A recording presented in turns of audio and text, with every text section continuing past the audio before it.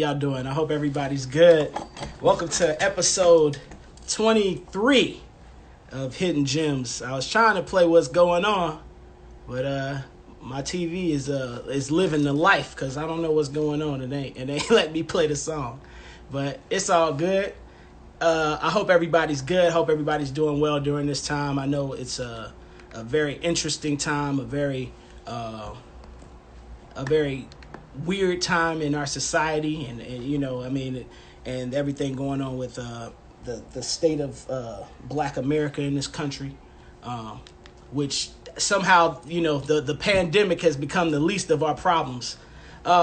So yeah, today's guest, we have the Baylor Project. I know my man Marcus is from St. Louis. I gotta talk to Gene about that, but I'm very excited to have them in. They've been, you know, putting in work on the music scene for a very, very long time.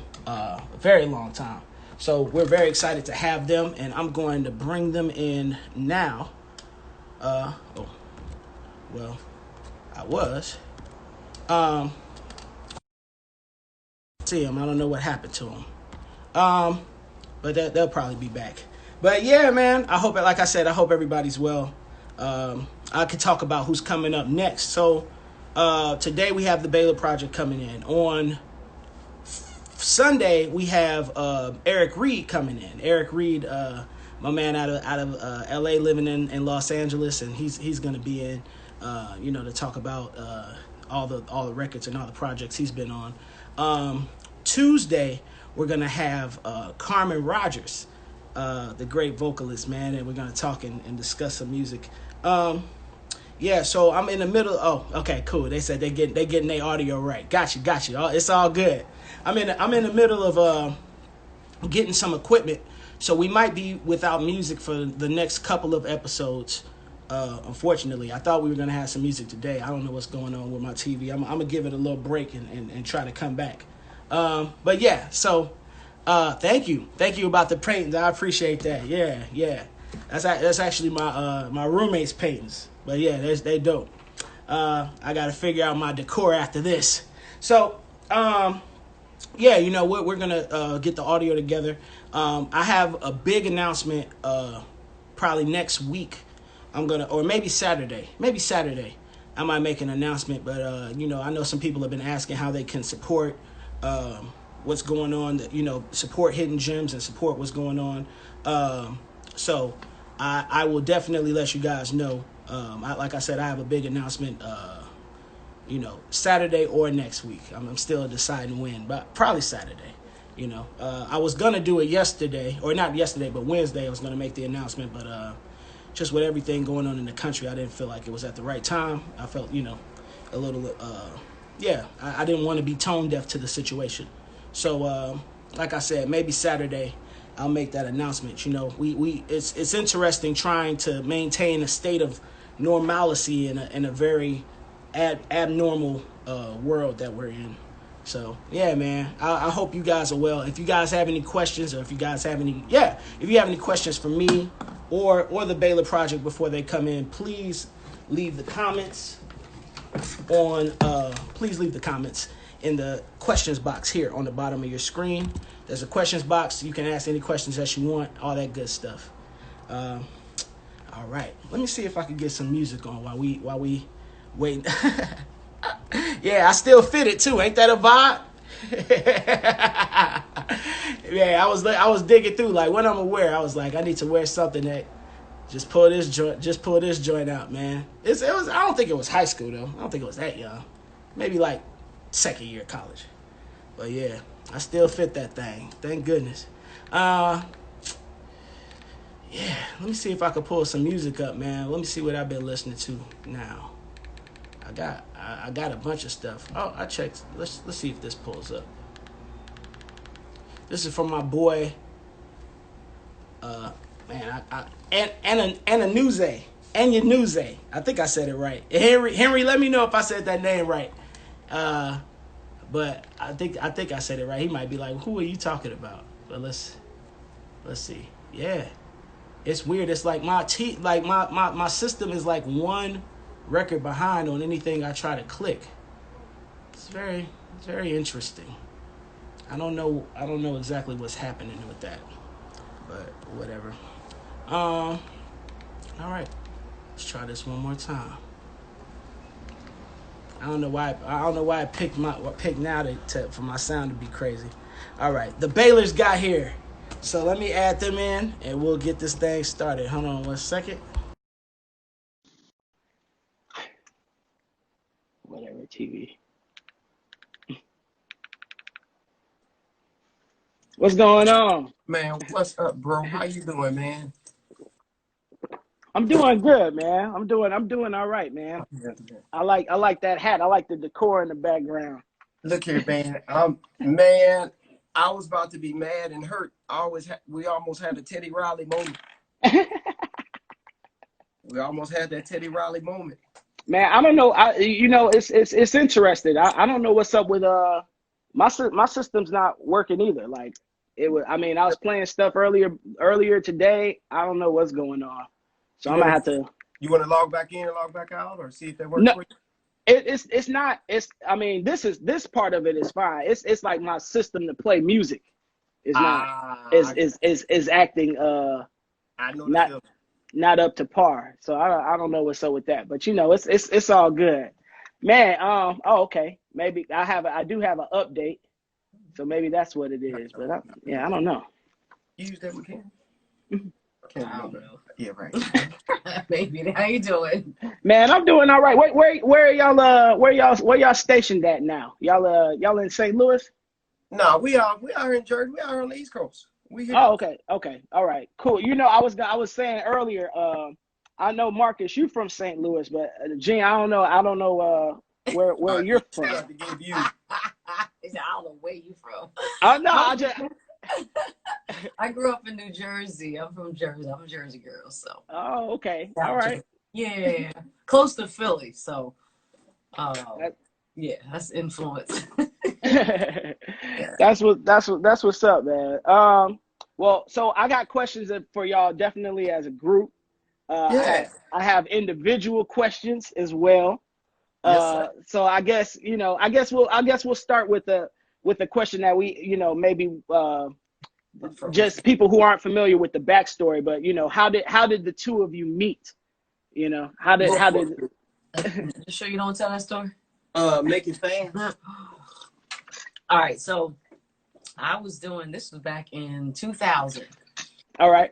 Back in 20 years ago, and I had a gig, like a showcase, an ASCAP showcase for singers, songwriters, and producers, and I needed a drummer, and so I had a guy who agreed to do it, but he was flaking out, and so a mutual friend, the keyboardist, he told me he had just run into Marcus. He was like, "Yo, he can play. You should get him." And, oh, you know Orrin Evans? Of course. Oh yeah, yeah. Hold on. Let me just get this interview right. Remember meeting you. This is the jazz community. This is the family. Okay. No. We're not gonna say community. We're gonna say family. This is jazz family. First of all, hold on. Let me give up. This is Christopher McBride. He's a great alto player that tours the world. I'm horrible. That knows everybody you know. He knows everybody you know. I'm so sorry. Hey, she about to give you that stock interview. Right. No, you talking to a fellow. This a family interview. You know what I'm saying? You can kick. She's about to give you that stock. You can kick. Yeah, take it. Relax. You're amongst. This is a friendly community. You're amongst friends here. He had Eric Reed on here. Oh, I got him on Sunday. I got Eric on Sunday. Eric, but Jasmine, he had call some in and haggle him.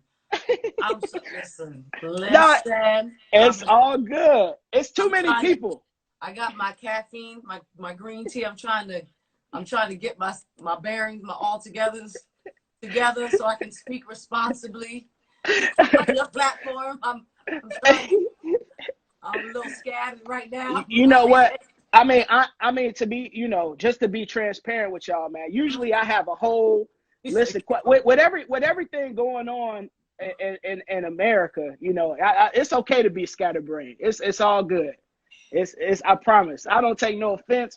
I be feeling the same way. It's a lot of people on the music scene, you know, not just in New York, but I mean, our entire community is bigger than New York. You see what I'm saying? Yep.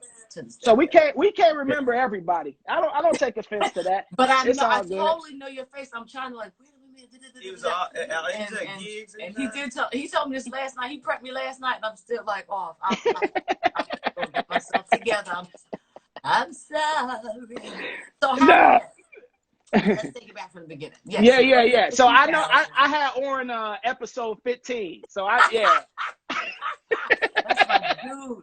I kind of came up with him through the Philly scene because I was going to Temple, and that's when we met, and we had done some gigs together then. So this was some years down the line, but I had this showcase, and Oren was on keyboards, Rhodes, or whatever he was playing.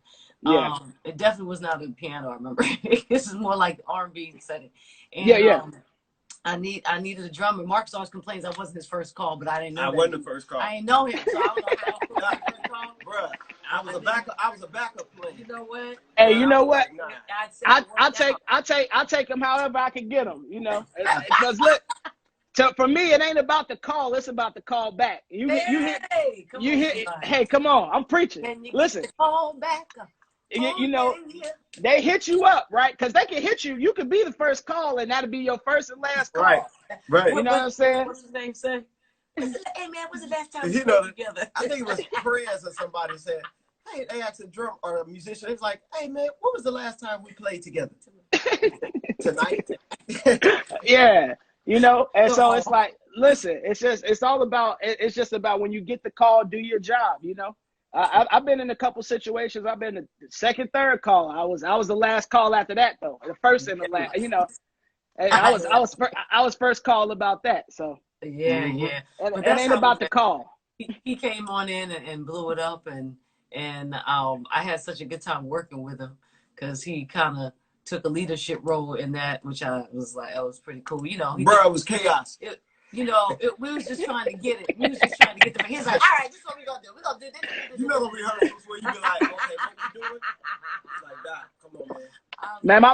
My people. It's funny. My boy, my one of my band members is in here right now, and one of my boys I played with in high school is in here, and they, you know, my drummer, he calls me Showtime.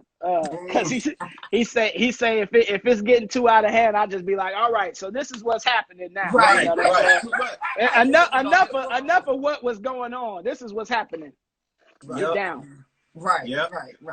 So it was good though. It was good. I decided to keep him around a little bit longer. Word. Cool. So y'all met in 2000. When did y'all decide to take it outside of the professional context? Bishop? that question for you. I don't want to, you know, I don't want to get, listen, this is the stuff that people want to know. We're going to let Devin answer that.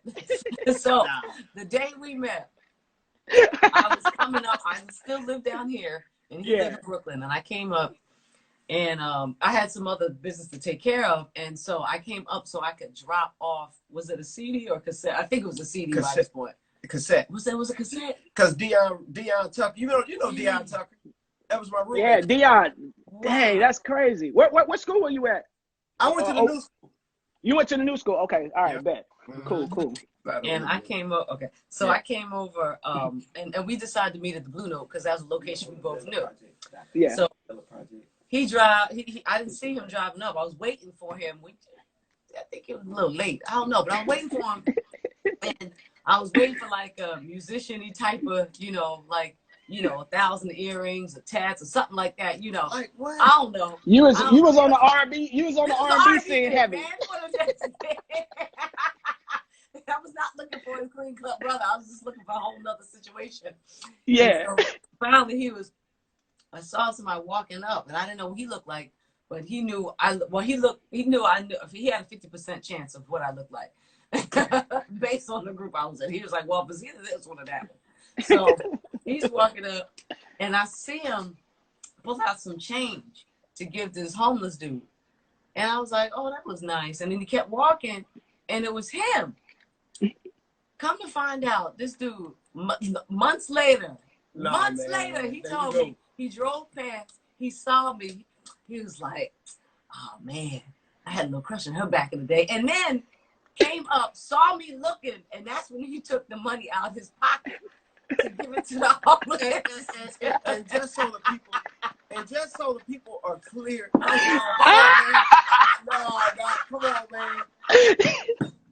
Gene cracking up, man. Yo, y'all be having way too much fun, yo. That's hilarious. And just to give so basically when she say back in the day, that means, for y'all that may not know, she was a part of this R&B group called Jeanette. Yeah. And that's, so they were on Motown back in the day. But that's what he did. He reached out of his pocket. So that the dude, he right place, right time. He worked it out. He benefited. Hey, sometimes you got to strategize that thing. You know what I'm saying? I have since learned that y'all brothers be strategizing. Women really understand, like, because we got a nephew. He's grown now, and he cracking me up telling stories about, well, I like this girl and such, but I'm like, well, just go talk to her. And he's like, nah, I got to strategize. He comes with all of these different plays. You got it. Because, I got to hang around a little bit. I got to see what she likes. I'm like, y'all do all of that? Well, I think my favorite poet laureate, the great Notorious B.I.G., he said it the best. Can't come with the same line. What's your name? What's your sign? You know what I'm saying? I got to ask you what your interests are. Who you be with. Right. Just a little, it's the details in life. You see what I'm saying? Y'all gotta have a strategy. Y'all do. Because a woman, we don't do all of that. We ain't even thinking. All we got to do is crack a half a smile. Yeah. And y'all like, if you show us about 3 teeth, we like, oh, she like us. 3 teeth. It's like, you look, we'll fight. If we really feeling you, the flaws are turned into beauty marks. You know what I'm saying? Be like, man, she got 3 teeth, but man, them 3, they sparkling. Well, in the moonlight, in the moonlight, them joints be sparkling. You know what I'm saying? That one leg, she cracking on that one leg. Look, that thing is strong. Listen. If we like you, we like you. We in, okay? Your flaws become our Your flaws become like, I feel for y'all. Tell your sister, what he says, Lord, make it a little easier on us out here. Like, right. Y'all worth it. Shout out to all women. Shout out to Black women. Shout out to everybody. I'm serious. Y'all work hard. Yep. We didn't know that. We don't know that. Yeah. We can't be like every other joker on the street. Hey, how you doing? You see how I'm gonna roll up on the shore. Yeah. We got to do all that. Listen, sometimes you gotta have that plan. You gotta have that plan and strategy. Y'all plan the strategy. See, it's different, right? Y'all plan the strategy. Y'all take hours to get yourself prepared. Get yourself right. Get that makeup popping, you get that haircut or whatever. You know what I'm saying? You get your earrings together, y'all get y'all smell goods out. Men, we don't have that type of detail when it comes to that type. Some of them do, you know what I'm saying? Like for me, if I'm like, all right, cool, I got to interview, I got to get my beard game cracking, right. I got to get the beard oils out, I got to make sure, shower, roll out. I'm like, okay, that's it. Yeah, so like we got to find a way to get our details a little more whatever, but we be trying to make it happen, but women, y'all been prepared y'all whole lives. Y'all got heels, y'all got all types of stuff, man. Got all kinds of nonsense. Y'all got all types of stuff happening, man. He asked us how we met, so we had to go through all of that. Yes. What's up, Jaleel? What's up, Jeff? Yeah, shout out to Jaleel. Listen, I told you, man, this is a family show. We over here chilling. I do like to interview people and I like to get to know people better. But, for me, this whole thing was about, the whole thing was just starting the process of getting us through this whole quarantine in the first place. Right. Something to do. And 2, getting to know cats on a deeper level, because a lot of times people see us they see us behind the drums, or they see us, on the sax or on singing, and they don't really get to see us when we just chilling in our element, So that's what it's about. Yeah, man. That's good stuff. Shout out to y'all. Thanks for coming on. You got to pull out change in your pocket and give it to the homeless person on the street. Hey, it is what it is. Do it. So, I know you brought up Jeanne. So shout out to Renee Nova, wherever she's at in the world. Such a beautiful spirit, such a beautiful soul. So for a lot of musicians who haven't been signed to a label, I was wondering, Gene, what was your experience being signed to a label? Some of the good aspects, maybe some of the bad aspects, if you could talk about that a little bit. Absolutely. Yeah, we can definitely talk about that a lot. From being on a label to being independent, there's advantages and disadvantages in both scenarios. So like for a label situation, obviously every deal, every contract is different, but generally speaking, you got the label that pays for everything usually, unless it's like a joint partnership, joint venture, or something like that. You have usually, at least back in the day, you had a bunch of different departments that made up a label, from the art department that helped you with your artwork and photography and all that. You had the promotions department that was a bunch of different departments underneath that, like radio promotions. They would send you on radio promotional tours. Yeah, because Motown is such a huge label too. That's like, yeah. And it would be, you got sales, you got project management, you got all of these different departments. And God bless the project manager, because they work in between all these departments to ensure that everything is moving successfully to build up to your release. So those are some of the advantages. Obviously, the financial part of it on the front end. Now, the financial part on the back end, not so advantageous, because you're talking about like the contracts are different now than they were then. I think have gotten a little worse. But the 360 deals changed a lot. Yeah, but I understand why too. So once we start our own independent label, start doing things independently, we realize, okay, those labels do more than we thought they did as artists. So you hear artists complain, oh, they didn't do anything, they didn't promote me, this, they da. It's like, well, if you got a $1.5 million budget, which was an average R&B budget back in the day, versus a $20,000 budget, well, you're going to have to think very strategically about how you spend that money. You're not going to be sending artists. I mean, they send us not just coast to coast, but they would send us to Europe for promotional tours, Japan, be on the radio, and and all that was like 50% recoupable on the back end. But you had a very teeny piece of the pie that you would get as an artist royalty, and you had producer royalties and all these other things that had to be paid out of that little piece of the pie, where they took the chunk and did what they had to do. They cross-collateralized your debt with your other project. It's, and they know that every artist is not going to be a winner. So they subsidize that with the big artists that they know are going to win. And then if you fail or whatever, your tax write-off is different. Yeah. Independent, we can't afford all that nonsense. It's like, listen, whatever our budget is, we have to strategically account and be very wise with every dime of how we're going to use it. Is this an important investment? What is our potential return on investment? And what is that projection based on? What's the information that you're using to say, hey, we should spend this amount of money on this video from this song for what? What are you going to get from that? And so if are y'all on a label now, or is it independent? Our own, we're independent. We just do our own thing right now. Yeah, and we're not anti-label either. It just has to make sense, because for sure. The advantage of being on doing your own thing or independent is that you have full completed creative control, you have full business control, you can release your project in any way, shape, or form you like, when you want, how you want. You literally can do anything. So for some people, if you're very creative and you have some business acumen, then that's a playing field. It's like, I could do anything. And once I saw that as an advantage, I was like, we can literally do anything. The only thing we can't do is spend a lot of money. So how do you use your creativity and innovation to make something count, to create a product, to make it resonate with people? You know what I mean?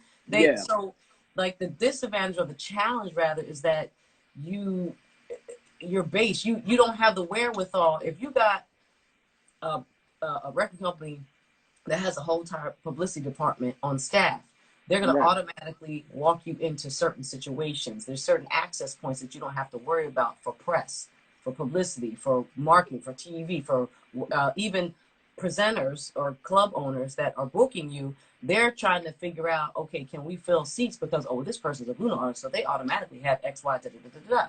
Not saying it's easy, it's just a different level of access. You independent, you just got to figure it out and make it happen on every single level. So it kind of, you get tired sometimes because you have to create opportunity. You can have a great product, but if nobody knows about that product or nobody cares enough about that product to buy it, or you can't get 8 billion streams to make $300, then you know what I'm saying? The challenges that come with that, you're not automatically ingrained into any one system, be it publicity, be it bookings, be it just overall marketing and promotion, everything. So it really challenges your creativity to kind of keep it going and make it matter. Okay. I've been noticing. I mean, at least in the genre of improvisational music, and instrumentalists. I feel like with a jazz promoter, a lot of times they're just promoting to jazz audiences, and it's like, that's cool and all, but I almost would rather you promote to somebody who would say they not into the music. You know what I'm saying? Because I feel like personally, it's like, yo, I could pull you into this. You know what I'm saying? I'd rather you promote to somebody who's not necessarily a jazz fan. Yeah. Well, the jazz fans who rock with me and my music anyway. So I'm gonna get the people who rock with me and my music regardless. Go ahead, Marcus. I'm sorry. No, go ahead. No, go ahead. Oh yeah, I was just saying, I'm gonna get the jazz fans for the most part. If they hear the music, I'm gonna get them. But I'm trying to get to the people who aren't necessarily checking for the music, because I think they're a lot of times when people hear this stuff, like most of the stuff that I've been playing on here, even these 20 something episodes, when I play it, people are like, dang, that's dope. I would have never heard that. You see what I'm saying? And it's like, that's the audience that, like, we need to be trying to get to the people who aren't checking for the music, because a lot of times it's just about lack of awareness. It's not like they wouldn't listen to it because it's not dope. It's just like they don't know where to check it out at. You know what I'm saying? So if there's a place where they know, oh, anytime somebody come on, I know it's gonna be some good music, or I know it's music worth my time and worth exploring. That I think that's a start. So like trying to figure out how to get people. I feel like there's this stigma that you got to be like all dressed up and all dolled up to go to the club. I'll say this. This is what I think, and it's gonna ruffle some feathers. I think I like that. Well, this is straight up. Especially, I think first of all, it starts with this. We, as a people, and when I say people, African American people, we're gonna always experience a certain level of frustration when it comes to, I think, our generation that's into different things when it comes to jazz music, us that play the music. And I'll tell you what I mean when I say that. Because we're not really addressing the source. And when I say the source is this. The music was born, they know historically, the music was born in the African American community. Yeah. And so with that being said, I think it's that when we start asking, so for instance, like I say this to Gene, imagine if we start talking about, for instance, who are the best marketers for soul food? Who will market soul food? We are, because it comes from our community. Mm-hmm. And so when I make that statement, this is what I feel. I feel like this. I feel like when we start listening to those Cannonball records, those live albums, that album was in our community. Those concerts were in our community, those clubs were in our community, and I feel like this, that in order for you to have a great, I don't want to use the word jazz experience, but in terms of the genre, quote unquote, for you to be able to have that great experience, for you not to have African-American people in the audience, it's just like you going to a black church and there's no African-American people in the audience. That's how you have the gospel. That's a part of the gospel experience. So that is a major part of the jazz experience. The call and response. You got to feel the spirit. Our concerts, the people that's in the crowd are just as important as what we're doing on stage, because you are a part of this experience.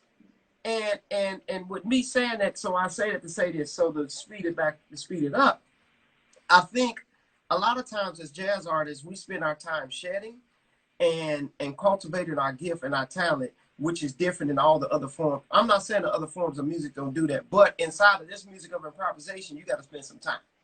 Because if you get up there, you just, not that you don't spend time in other, because you know what, and I don't even like to look at it as genres, because I feel like the source of all music in America, it comes from our community.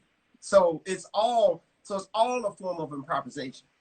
And so, but with that being said, if we don't understand as a people what branding and marketing is, and this is the deal, we cannot expect the club owners to necessarily to market in our community. And then just think about it. Let's just keep it real. This is the other side. There's a certain clientele these clubs are going for. And that clientele does not always insist our people. And when I say that, when was the last flyer that you seen? And when we say the hood, I'm not talking about the hood from the part of, oh man, it's bad there, it's the ghetto. No, I'm talking about the hood of where African American people are at, in terms of, you haven't seen no flyers in our community. You haven't seen, just like you able to see Snoop on a billboard, which I agree, you should be able to see a jazz artist. You should be able to see all the music that comes from the Black community. Because I'm gonna tell you this, when you look at church from where Gene and I grew up at, when it's time for a tent revival, you seeing such and such. We all live in Brooklyn, where they marketing, they putting up flyers. It's gonna be a Holy Ghost fire revival, and we need all y'all to show up. And when we driving past those tent revivals growing up, you seeing those tents are packed. They're packed because you feel the spirit from there. You hear the music. You just seen the flyers. You've been seeing people talk about it. But what's happening is, when was the last time somebody talked about a gig that lives next door to you, to say that, oh man, Christopher McBride is gonna be playing that blah blah blah? No. There's a quote-unquote mailing list that goes out to a certain clientele that we feel like, okay, man, these people have the money. Well, you know, at the end of the day, hey, there's a lot of money in our community. As we know, we spend a lot of money on, you know, and I'm not knocking us. What I'm saying is that I'm not going to go, there's a lot of money in our community, and they know what, and put it like this. I'll say this is my last thing. When it's time for, like, when I'm from Ferguson, what I realize is this. My family live in North County. Put it like this: North County is filled with affluent African American. It's filled with it's with everybody from all different walks of life.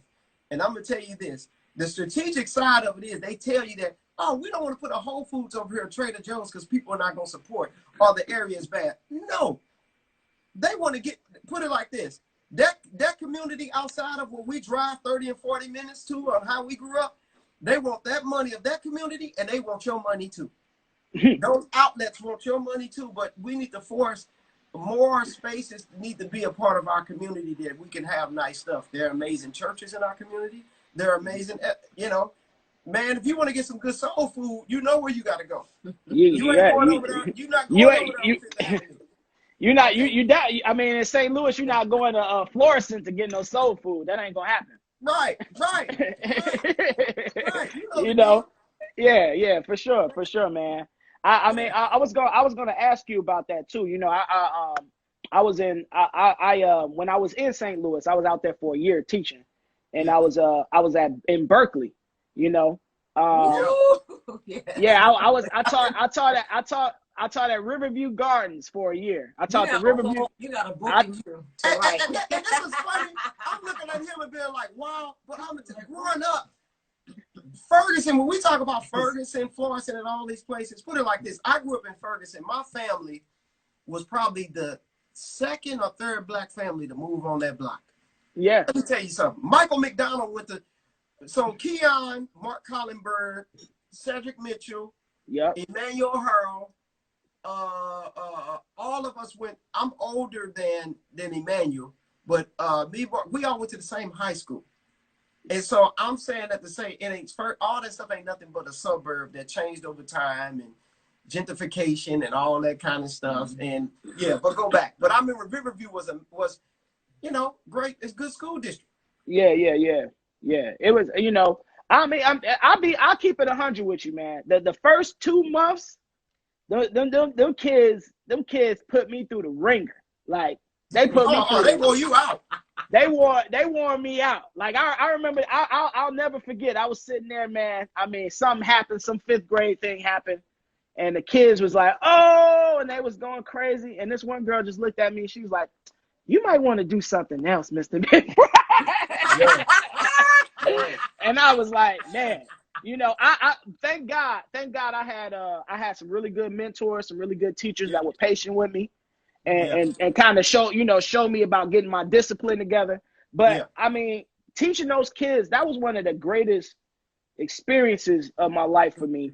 Mainly not because of not because of none of the other stuff that they talk about. Because I mean, like, I'm from Chicago. I grew up in the city, so that ain't the issue. You know, but the way they learned, man, when they learned something, it stayed with them. They wanted to keep doing it, or they want to learn more about it.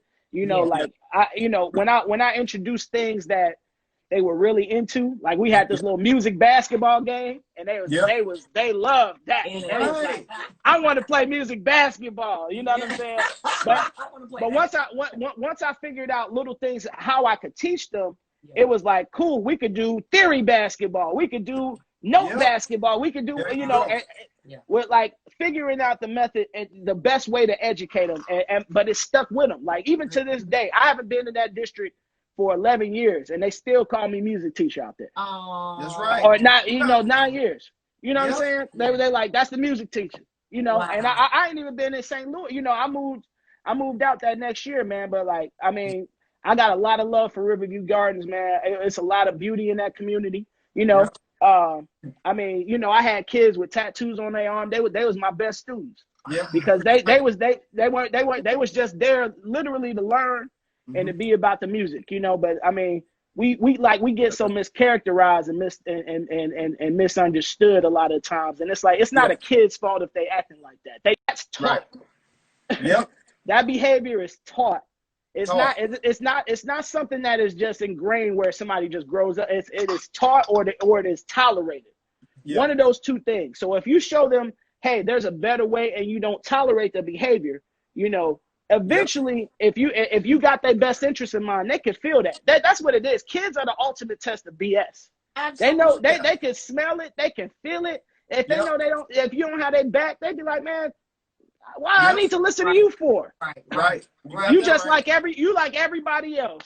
You like and that's when you know that they can smell when you on BS and you don't got their best interest at heart. And so for me, I never really had an issue, because I knew that I, like, you know, whatever, if I'm stepping on the bandstand, if I'm stepping in the classroom, even if I'm stepping in this interview, I'm gonna try to give 110% every single time.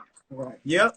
Right. So I was never, you know, that, but yeah, I love teaching. It's just, I got so busy playing. I just made a choice, you know. Yeah. And God bless the teachers, though. I tell you, our kids are brilliant. Our kids are God bless the full-time teachers, man, because it ain't no joke out there, man. And we need good educators. And you know, I got my bachelor's degree in music education, but I never wanted to be a teacher that couldn't play. I was like, if I'm gonna play, if I'm gonna be a teacher, I'm gonna play at the highest level, so that way these kids know what's up.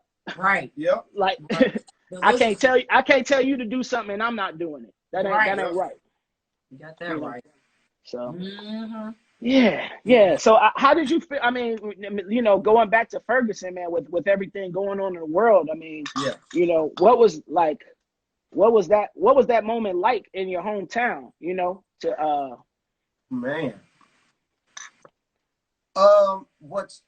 What was it like? Well, it's crazy because I was around. I left St. Louis in '95, but I was around when those apartments were being built. So so it's crazy because my family literally lives walking distance. I can walk there in like 7 minutes. And so, you know, like, to look at my mom's subdivision on television, you're like, what? Like, are you serious? This is happening? I mean, but you know what? Growing up, I mean, like all of us, like I told Gene this, and this is not to sound any kind of way, but we just got to tell it like it is. Growing up, you know, you was pretty used to, you know, like, put it like this, like you always saw white folks and not to, you know, in a way of superior, is that right? Well, that's the kind of vibe that it was always back home. Oh, okay, yeah, they yeah. So you know, you go to Ferguson. So when I say that, this is what that means. It's like I've never seen an African American cop on the Ferguson police force, and growing up, yeah, was I stopped by the police? Absolutely. Just to really will that in. I'll say this: my mom, how old is my mom? 80-something years old. I'm not gonna. It's crazy. Like a week before that, or a little time before that, my mom, 80-something years old, and got pulled over by a policeman, and he's sitting there talking, and he talked to her in a hostile voice. Wow. Like, move over. Like, so what I'm really saying is, I feel like, you know, when you look at things, like, I mean, it's deep. I think it's deep because on so many levels, I feel like I would love to see us start being more a part of the police force. I feel like we need to be the police force at our communities.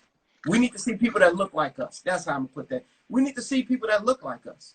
Yeah. And because the bottom line, at the end of the day, you know, I'm speaking like this because the climate is crazy, and to will that in, I feel like I've been experienced some degree of that throughout my life and upbringing without realizing it. And I'll say this, like for instance, when my family moved from the inner city of St. Louis, they moved out to Ferguson, which was a better life for, you know, my family. My dad was a pastor, Jean's dad was a pastor.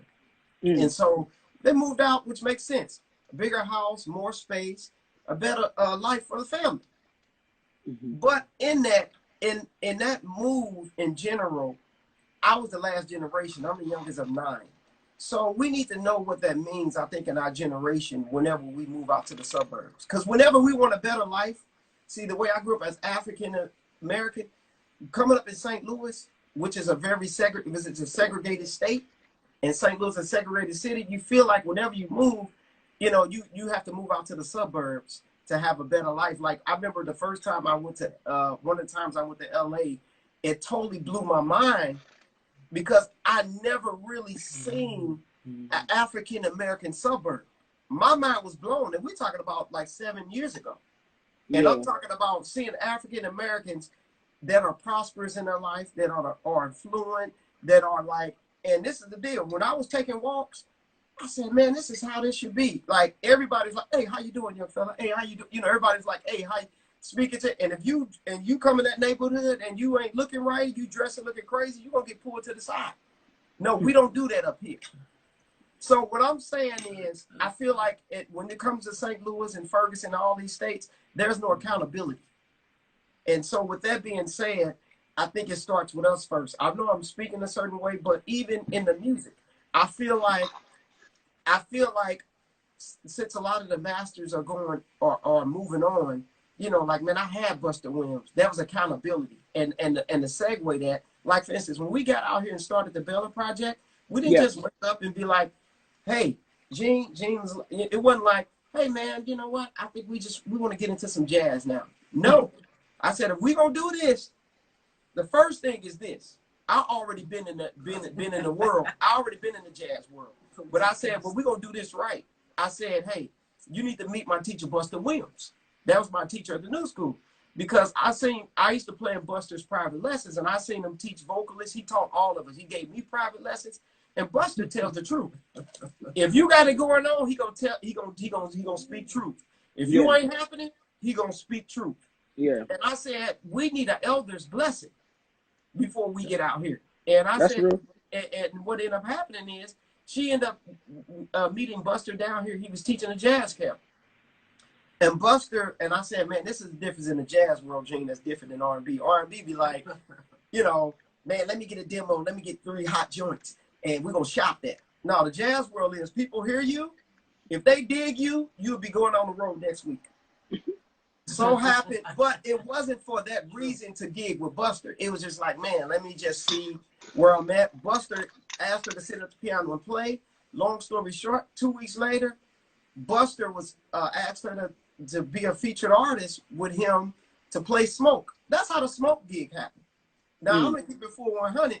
When we first decided the Baylor project, I called every club. I just say this. I called every club that you play at, that we all played at. Yeah, yeah. There was not one gig offered. Not one. I didn't even get a call back. When did you start the project? This is just for, you know, what year? Around 2015. 2014, wow. 2015? The Baylor project? Yeah, 2015 or 2014. Technically 2014. Well, we went in and did some stuff in the studio. Did the studio and had one gig. Man, so I was around for one of the first. I don't know why I thought it felt like it was longer. Yeah. You know, because I was around for, yeah. You was there, yeah, because you would stop by Smoke. He would stop by. So that was 2015, and I want to encourage every musician with this. I was like, hey, I'm going to do away with my history. You know, we just starting over. I know I played with Yellow Jackets, Kenny Garrett, all that stuff. She was a part of Jeanne, because this is the deal. When you're building your own thing, it's almost, don't get me wrong, did we have a name? Yes. But in terms of expectation, I have to cancel all expectation. In terms of like, hey, if we got to start at the smallest spot, it ain't about size. Let's just try to cultivate an audience. And after Gene did that gig, you know, our bro Paul was like, hey, would you like, you know, he didn't ask me. He said, Gene, would you like to do something? I said, what? I said, I got in my feelings for a minute. I said, you know how we are. Yo, man, I've been out here on the field, on this grind. He was all pounding the pavement. Right. And you asking her, but we said this. We knew. I said, okay, Gene, let's do it. But this is the deal. Your talent opens up the door for you, which is true. Your shed and all that stuff is important, but this is the other side. This is the business side. I said, okay, when we do this gig, Gene, we're going to call everybody we know. It was one gig, October 22nd. I think that's when it was. I don't know why I remember that. I don't know why. I think it's something like that, somewhere around that time. We called everybody. Because he was calling everybody. He's like, it was a Tuesday night, bro. And we was like, yo, you know that 3 sets, 7, 9, and 10:30. You know the deal. And we called you know, everybody we knew. We said, yo, we need to pack it. And during that time, it was free. You didn't have to pay a cover. It was a certain night, too. Yeah, it was a Tuesday night or Wednesday night. Man, we did that, man. It was, the first set was cool, but then the second and third set was packed. People stayed. And out of that, because this is what I wanted to happen. I said, yo, I want somebody to offer us a residency. And so we decided to do twice a month. And that really helped us cultivate our sound. Started creating a buzz on the scene. Smoke is a great tastemaker spot. It's classy, great food. It ain't too big, but you can, you know, the venue ain't too develop audience. We developed about 3 or 4 different bands out of that gig. So that means if one person can't make it, it can be interchangeable and the music stays on the level. We was able to discover who we were sonically as a band, and at this time we was doing everything ourselves. We was managing ourselves, we was booking ourselves, we was marketing ourselves, everything. I mean, you know, and to fast forward, I mean, of course now we have a booking agent, but as a label and as we still do a lot of things ourselves, you know. So I think it's important for artists to understand, and that's where the business side of branding makes sense. My thing is that if you feel like your music is relatable, you have to figure out in terms of, I think this is what I learned about us as a people when it comes to Black folks, because a lot of times is that a lot of jazz clubs, we don't necessarily see our people there. Right. But I will say this. The source, all the music comes from the same place. R&B, rock, gospel, all that. If people can feel the soul in your music, when I say soul, I'm not talking about you got to play a bluesy lick. I'm talking about this right here. If they can feel that, people connect with that. And so the music, like when I look at the word jazz is the genre that we release our music. But our music, it's like, hey, R&B, everything is in our music. It ain't. I don't think genre will we create. I don't think quote unquote jazz police are what people, you know, conceive that to be. You know, so yeah, it's just music. Yeah. And it's dope. No, it's funny, man. Like when I heard y'all, that's hilarious. Y'all just start because it felt like y'all was playing. You know, I caught a gig. I know Keith was on soprano, and I think you know Allyn Johnson, who was one of my favorite piano players. He just was on clean. Shout out to Allyn Johnson. I mean, he has that mixture. I mean, he got the mixture of the church. He got the R&B stuff. He could play the genre at a high level. I mean, it's just just the package, man. Just a package. Bishop Johnson. Shout out to Bishop Johnson. Yep. Wait, I got a question. Yes. Is it hot where you are? Yep. Sure Yep. is. I'm on a 6th. Yeah, you know, I gotta keep it classy over here because other than that, it looked like I was playing like on the bench of a NBA game. I keep about 2 handkerchiefs on me. I usually got one. I usually got a fashion one, and then I got one. You cracking up? We got to strategize that thing, Gene. I done told you from the beginning. You're like, man, St. Louis, you take a dry one out, and then you get a wet one with cold water. I'm trying to listen. I got one in my pocket for the fashion, and I got a throwaway one that I keep on me all the time because I sweat a lot. I've been waiting for it to get nice and warm too. Oh, like, yeah, and I live on a 6th floor walk up in Canarsie, man. So so the heat rises. Yeah, so I just I ain't put my air conditioner in yet. Air conditioner. I said it right. Yeah. But I ain't put it in yet. I'm trying to. You gotta be real strategic when you leave the house. Hello, I'm trying to strategy. You gotta have a plan. In life, you gotta have a plan. Oh man. So but yeah, that's the answer. It is hot in here. Oh man. If I had the chessboard, I'll just be in a tank top. But I you ain't gotta worry about that, man. I ain't got the muscle. Listen, I literally don't got the muscle for that type of activity. Were made for size. You know, look. So my family from Honduras, you know, and my dad's family is right, and so do you go back? Do you go? Well, the island's on lockdown right now. Ain't nobody going in or out. In general, though. They don't have one case on the island. Nobody is in or out. You're not hearing what I'm asking you, though. But I'll go back. Yeah. Generally, do you go back? Yeah. Can we go with you? You go back to work. And when we go with you, can we stay there? Yeah, look, I stay right with my uncle. I stay right with my uncle. Yeah. Listen, I'm looking. I ain't even lying. I'm not even playing right now. Are you from Chicago? I'm looking for places. Yeah. Go ahead, Jade. I hear you. I'm looking for places as in dual citizenship. I'm looking. Look, St. Louis playing. Like St. Louis, like we didn't meet in St. Louis. Like everybody in St. Louis is from the South. Yeah. So where's your mom from? My mom from Gary, Indiana. I mean, my mom is black. Mm-hmm. Yeah, yeah, exactly, man. They got a dope taco spot out there too. That's a whole nother conversation. Wow. Some good tacos. So, but yeah, my dad's side is from Honduras, and I grew up with my dad's side. I mean, both my parents in the house, but I grew, my mom. Not to put her business out. I'm sorry, Mom. I love you. I hope you ain't watching.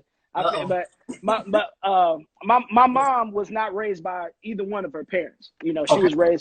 She was raised by her dad's girlfriend. Wow. So that's So I didn't know my mom's side of the family. I only knew my dad's side of the family. All my man, your mom is amazing, man. No, but listen. I know how many people. Everybody's mothers. Shout out to all mothers. First of all, let's just start there. But my mama's journey, man. That I can have her as a guest on this mug. She got a story. She got a story. Wisdom. Yeah, we need it right now. Knowledge. Help us on the road. Yeah. What else? What? Yeah, man. So I guess we got a couple minutes for a couple more questions. I thought it was a fan question on here, but that's just some nonsense, so I ain't gonna worry about that. Yeah, I don't know what that question is. Marcus. Tell them to go by the Baylor Project. The answer is go by that Baylor Project album. God. Right now, where is the best place to pick up your music digitally? Woo! See, that's a whole nother nothing. No, I'm confused. So here we go. iTunes, Apple, wow. Music, And this is the deal. Like, we could play y'all music, but we wanted to come on here and start just giving information on what we learned along our journey. No, I love it. Yeah. So now I'm about to give something within that. So when we decided to, strategy and being strategic is everything. So I'm not saying we can do this for the new album we're working on called Generations, but when we did the journey, we decided to not stream. And the reason why we decided to not stream, because we needed to build a story that's on the hype business side. What story did we want to create? We were strategic in every step that we took.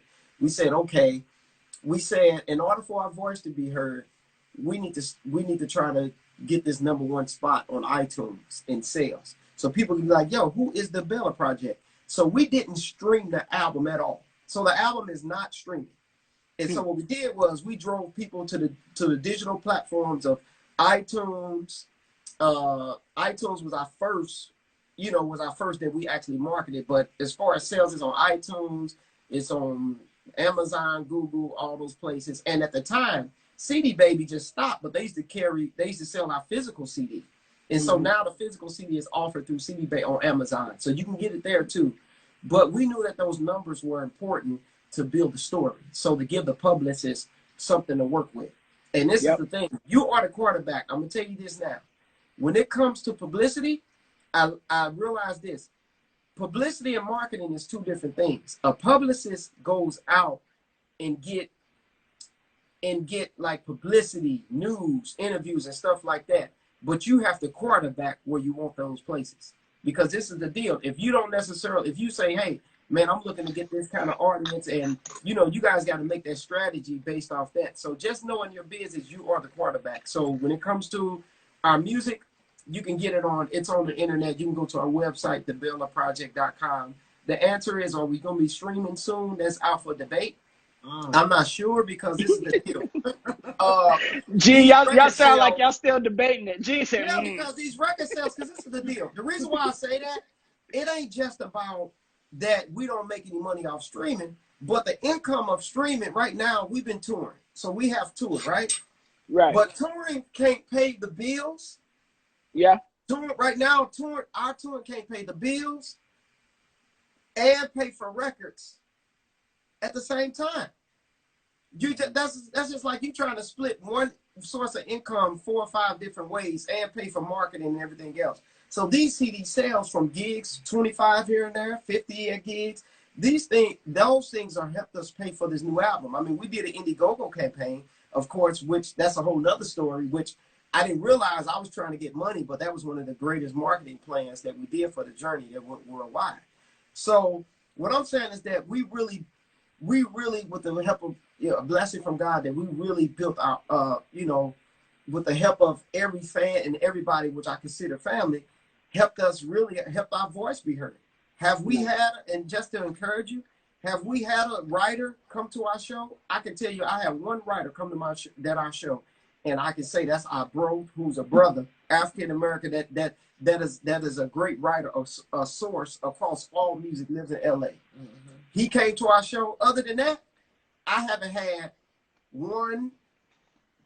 maybe one magazine review for our show. I haven't had one review for my album that I know are from what you call, quote unquote, the main sources of jazz or this and that. Because this is the deal. This is what you got to know. Yes, you can make headway as an independent artist. I'm not saying this is just our journey, but a lot of times you got to look at labels. Labels is a brand, and so what happens is we got about a minute left just to let you know. Yeah, okay. In any case, I'm gonna sum this up real quick. You want to sum that up? I don't know what you're talking. Now I can come back on if y'all down. I can come back on and talk. Let's do that. We got about 45 seconds left. I'm gonna say something real quick. Hey, everybody, thank you guys for listening. If you guys are enjoying everything, feel free to follow me. Make sure you follow the Baylor Project. They make incredible music and just two very good natured people, always having fun, you know, and I mean, you can feel their energy resonating on the stage. So make sure you check out their work all over, you know, go to their page and be a part of that. We'll come back and we'll do a little quick wrap up. Thank you guys for watching, and thank you guys. We'll be back. I'll bring you guys right back in.